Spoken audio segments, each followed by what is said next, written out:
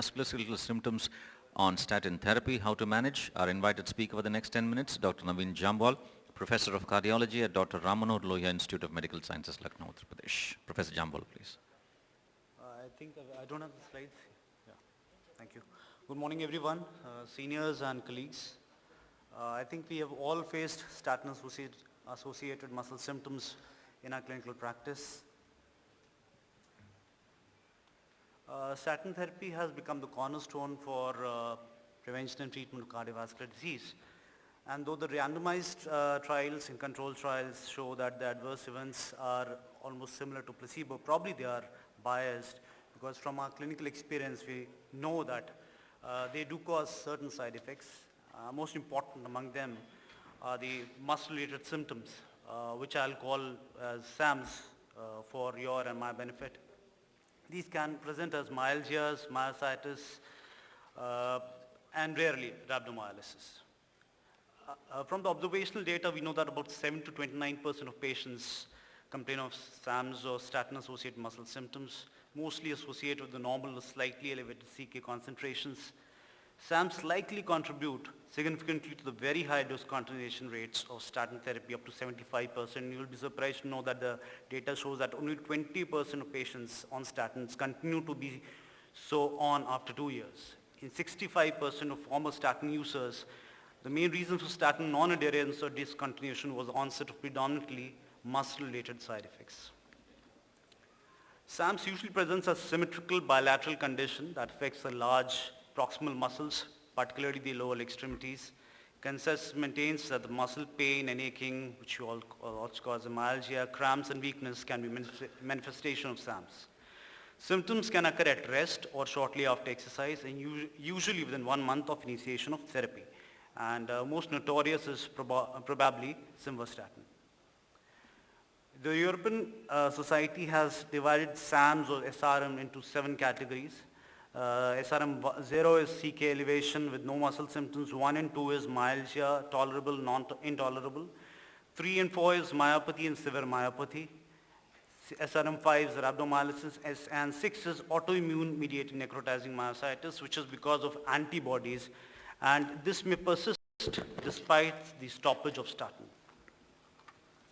The mechanisms of SAMs are not well understood, but the various hypotheses have been put forth, like HMG coenzyme A reductase pathway mediated effects, direct cellular and subcellular effects, genetic factors like ranodine receptors, and effects on skeletal muscles.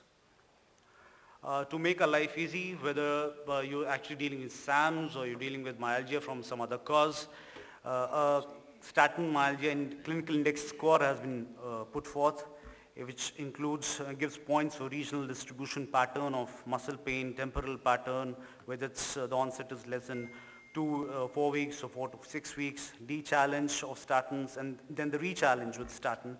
And a score more than 9 means probably you're dealing with SAMs, and if the score is less than 7, it's highly unlikely you're dealing with statin-associated muscle symptoms.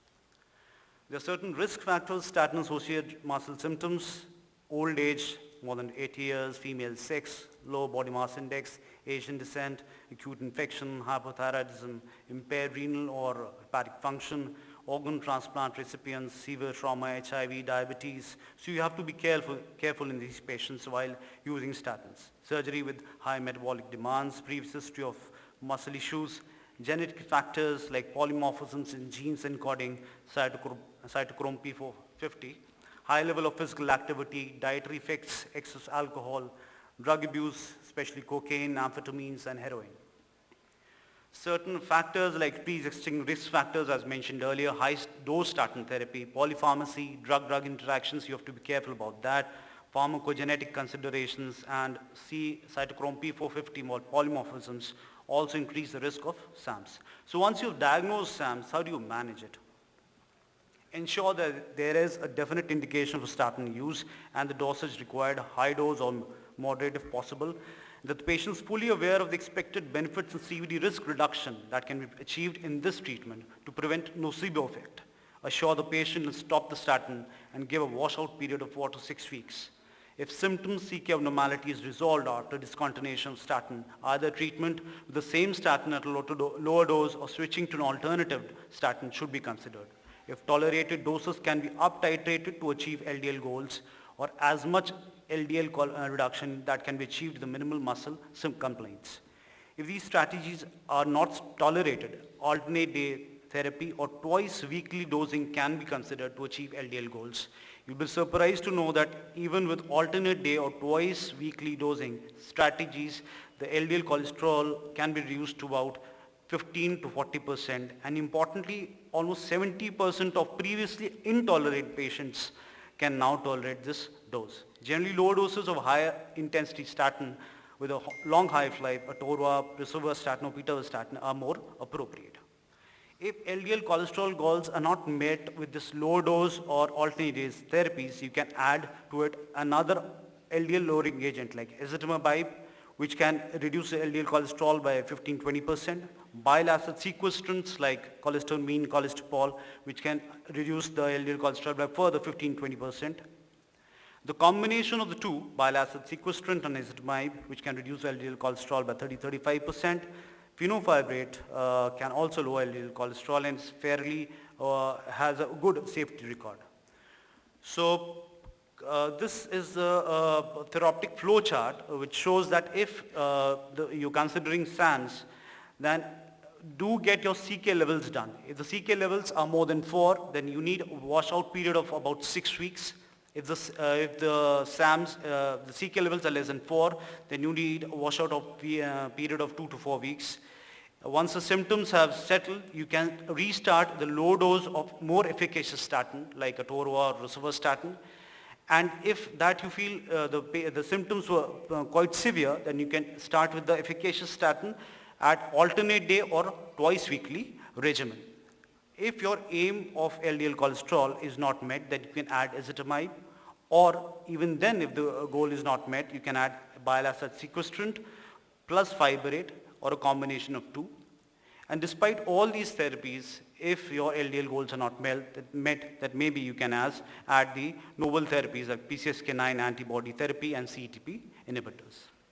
Apart from this, some diet regimens like portfolio diets, viscous fiber and foods with added plant sterols or stenols can also help lower the LDL cholesterol goals by about 10%.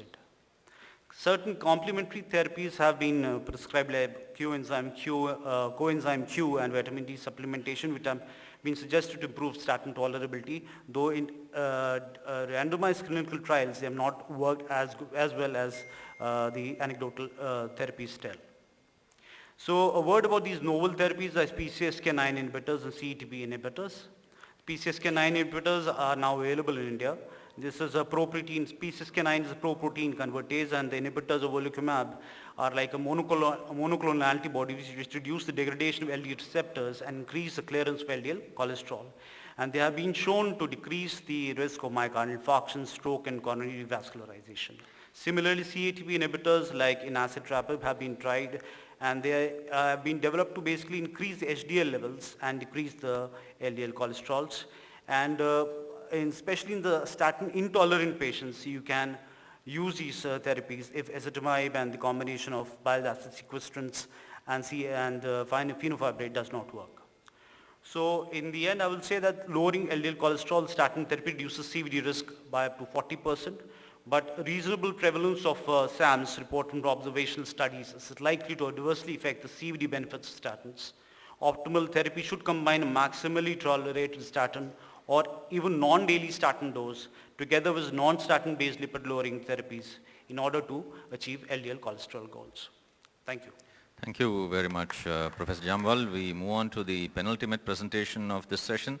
That's a patient with stable HFrEF, my prescription in OPD. His colleague, Dr. Ashish Jha, Associate Professor